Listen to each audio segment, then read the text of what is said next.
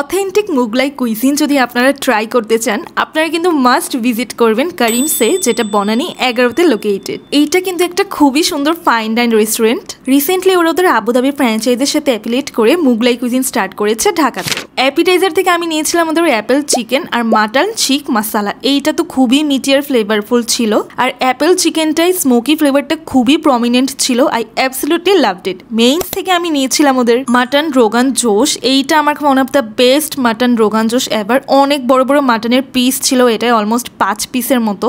Also I took দেয়ার মুগ stew. এইটার গ্রেভিটা এত ক্রিমি অ্যান্ড বাটারি ছিল, অ্যান্ড কোয়ান্টিটিও কিন্তু আমার কাছে খুবই ভালো লেগেছে এটার। যারা ঝাল ঝাল খেতে পছন্দ করেন তারা এই মুগ শাকওয়ালাটা ট্রাই করবেন রুটি দিয়ে, অ্যান্ড থ্যাংক মি লেটার। আর ওদের এখানে কিন্তু এই মাটন কিমা বিরিয়ানিটা একদমই মিস করবেন না। এই আইটেমটা টোটালি একটা শেফস কিস আইটেম।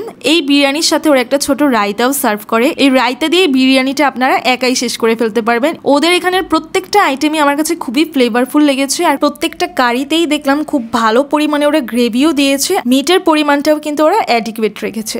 আমার টপ রিকমেন্ডেশন থাকবে ওদের এই মাটন কিমা বিরিয়ানি আর সাথে মুর্গ শাকওয়ালা। ড্রিঙ্কস থেকে আমি নিয়েছিলাম ওদের আইস লেমন টি আর ওদের জিরা পানি। যে কোনো সফট ড্রিঙ্কস থেকে জিরা পানি কিন্তু হেলদি আর বেটার, তাই না? আর বিরিয়ানি খাওয়ার পরে এই জিরা পানি খেলে কিন্তু একটা কিক আসে। ওভারঅল আমি বলবো যে মুগলাই কুইজিনের জন্য Karim's is the best option.